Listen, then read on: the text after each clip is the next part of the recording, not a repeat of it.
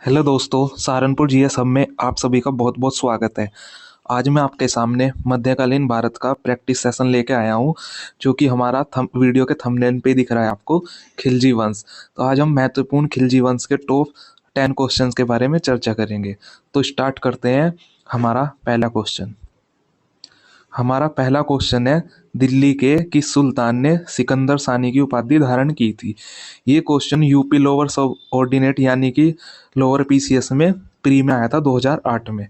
मैंने इसके ऑप्शन है, option A Balban, option B Alauddin Khilji, option C Mohammad bin Tughlaq और ऑप्शन डी सिकंदर लोदी।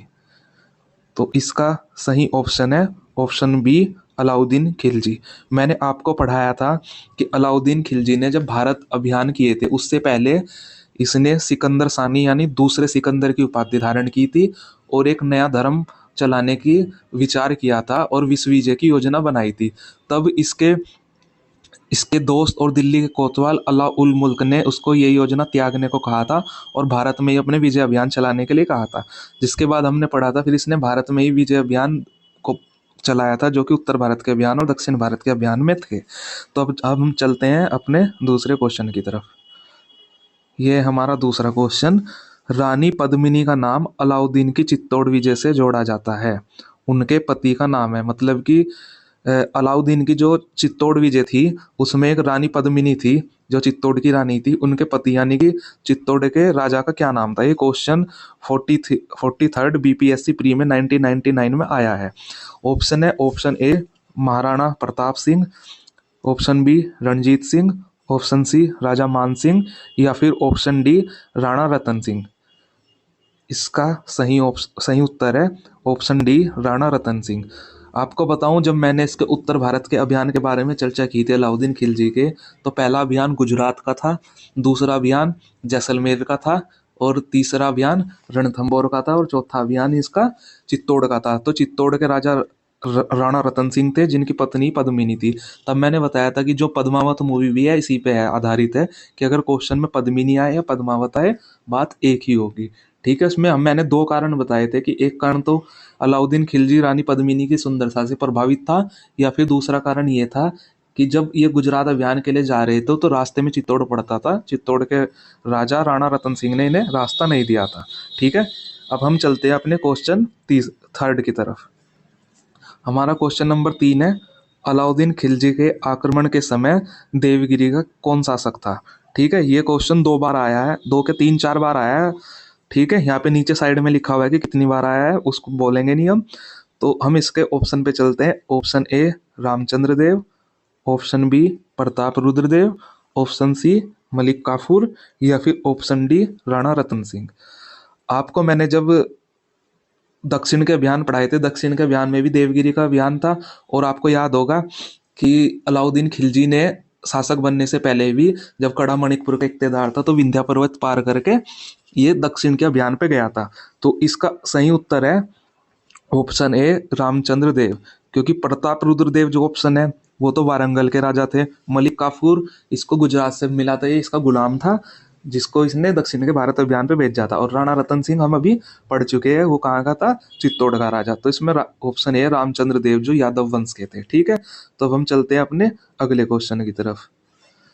हमारा अगला क्वेश्चन है क्वेश्चन नंबर 4, किस सुल्तान के काल में खालिसा भूमि अधिक पैमाने में विकसित हुई, यानी कि खालिसा भूमि का विकास किस सुल्तान के शासनकाल में हुआ था। Option A Ghiyasuddin Balban, option B Alauddin Khilji, option C Mohammad bin Tughlaq या फिर ऑप्शन डी फिरोज शाह तुगलक। इस क्वेश्चन का सही आंसर है ऑप्शन बी अलाउद्दीन खिलजी। आपको मैंने जब अलाउद्दीन खिलजी के सुधार के बारे में बताया था, जब हमने इसके 5 सुधार पढ़े थे, उसमें एक सुधार था आर्थिक सुधार। आर्थिक सुधार में हमने एक पॉइंट आया था जिसमें हमने बताया था इन्होंने अधिक संपत्ति वाले लोगों की जागीरें जब्त कर ली थी, क्योंकि इसका मानना था कि लोगों के पास अगर अधिक धन होगा तो उनमें विद्रोह उत्पन्न हो सकता था। मैंने बताया था कि जो दान और दक्षिणा में मिली हुई भूमि थी, वक्फ वक्फ और मिल्क, वो इसने अ, जब्त कर ली थी, जिससे इसकी खालिसा भूमि का विकास हुआ था। और खालिसा भूमि किसे कहते हैं, जो डायरेक्ट सुल्तान के डायरेक्ट नियंत्रण में आती थी। ये बात हमारी हो चुकी थी हमारी वीडियोज में। तो इसके बाद हम चलते हैं क्वेश्चन नंबर 5 पर। क्वेश्चन नंबर 5 है, किस सुल्तान के बारे में कहा जाता है कि उसने भूमि कर को उत्पादन के 50% तक कर दिया था? Option A Balban, option B Alauddin Khilji, option C Mohammad bin Tughlaq या फिर ऑप्शन डी फिरोज तुगलक। इसका सही आंसर है ऑप्शन बी अलाउद्दीन खिलजी। आपको याद होगा जब मैंने आर्थिक सुधार के अंतर्गत ही पढ़ाया था कि उस समय हिंदुओं से 50% तक का कर लिया जाता था और मुसलमानों से 25% तक का कर लिया जाता था। ठीक है, उसके अलावा हिंदुओं से 4 कर और भी लिए जाते थे। ठीक है, वो सारी बातें हम कर चुके थे।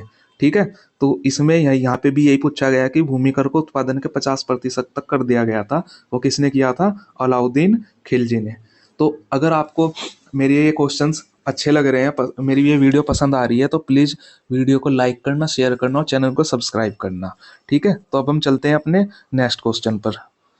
हमारा क्वेश्चन नंबर 6 है कि यूपीपीसीएस प्री में 2018 में क्वेश्चन आया हुआ है, निम्नलिखित युग्मों में से कौन सही नहीं है? देखो, एक साइड रियासत लिखी है, दूसरी साइड शासक। रियासत मतलब एक स्टेट या राज्य और सामने उसका शासक। हमें इनमें फाइंड आउट करना है इन चार ऑप्शन में से कि कौन सा ऑप्शन के सामने, किस रियासत के सामने जो शासक है वो उससे मैच नहीं करता है, मतलब किस रियासत का शासक इनमें से नहीं है। हमें सही गलत वाला पहचानना है। तो हम स्टार्ट करते हैं नंबर 1 से। पहले पे है देवगिरी, देवगिरी का शंकर देव। ऑप्शन बी वारंगल, वारंगल के रामचंद्र देव। ऑप्शन सी होयसल, होयसल, होयसल के वीर बल्लाल। या ऑप्शन डी मदुरई, मदुरई के वीर पांडे। ठीक है, यहाँ पे इसमें आपको आंसर फाउंड आउट करना है। तो इसका सही आंसर होगा ऑप्शन बी वारंगल के रामचंद्र देव, क्योंकि ऑप्शन बी के अनुसार देखो, अगर हम ऑप्शन डी पे जाएं, मदुरई में वीर पांडे का शासन था। मैंने बताया था जब लास्ट की विजय दक्षिण की वहाँ की थी, मदुरई की थी, जिसमें वीर पांडे का शासन था, जिसमें मलिक जो वे दो भाई थे उनके बीच में क्या हुआ था, सिंहासन को लेकर विवाद हुआ था, जिसके बाद उनमें से एक भाई ने, सुंदर पांडे ने, मलिक काफूर को बुलाया था और वीर पांडे फिर राजधानी छोड़ के भाग गया था। होयसेल, होयसेल वंश का वीर बल्लाल था, हम इसके बारे में पढ़ चुके हैं। और वारंगल, वारंगल में रामचंद्र देव नहीं थे, वारंगल में प्रताप रुद्रदेव का शासन था। ठीक है, यहाँ पे लिखा देवगिरी, देवगिरी में शंकर देव। ठीक है, देवगिरी में एक्चुअली रामचंद्र देव थे। ठीक है, रामचंद्र देव का ही दूसरा नाम शंकर देव भी है। ठीक है, तो ये एक नई इन्फॉर्मेशन है आपके लिए कि देवगिरी, रामचंद्र देव का नाम ही शंकर देव भी था। तो यहाँ पे जो ऑप्शन होगा वारंगल का होगा, क्योंकि वारंगल के राजा थे प्रताप रुद्रदेव। क्लियर?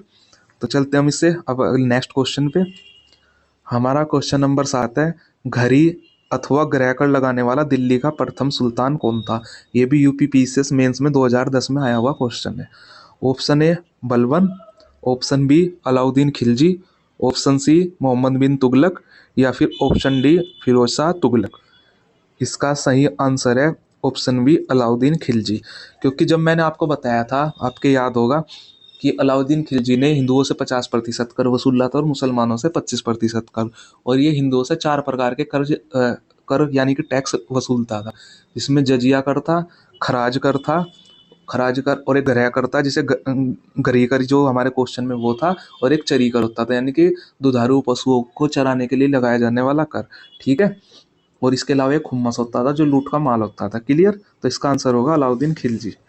तो अब हम चलते हैं अपने नेक्स्ट क्वेश्चन पे, जो है क्वेश्चन नंबर 8। इसमें लिखा है, निम्न मुसलमान बादशाहों में से किस एक ने मूल्य नियंत्रण पद्धति को पहली बार लागू किया था? ये क्वेश्चन 3 बार आ चुका है यूपी के एग्जाम में, यूपी लोअर पीसीएस में भी, यूपी पीएससी द्वारा ही जीआईसी जो जूनियर इंटर कॉलेज होते हैं, गवर्नमेंट इंटर कॉलेज होते हैं उसमें, और फिर से लोअर पीसीएस में। ये कई बार मतलब आ चुका है क्वेश्चन। इसका पहला ऑप्शन है Alauddin Khilji, option B Iltutmish, option C Mohammad bin Tughlaq या फिर ऑप्शन डी शेर शाह सूरी। इसका सही आंसर है ऑप्शन ए अलाउद्दीन खिलजी। मैंने आपको जब बताया था इसके बाजार सुधार में ही सबसे पहला ही हमारा बाजार सुधार की जो हमारा टॉपिक था, सबसे पहला ही नंबर था कि मूल्य नियंत्रण पद्धति का, कि अलाउद्दीन खिलजी ने एक फिक्स मूल्य कर दिया था कि जो मांग और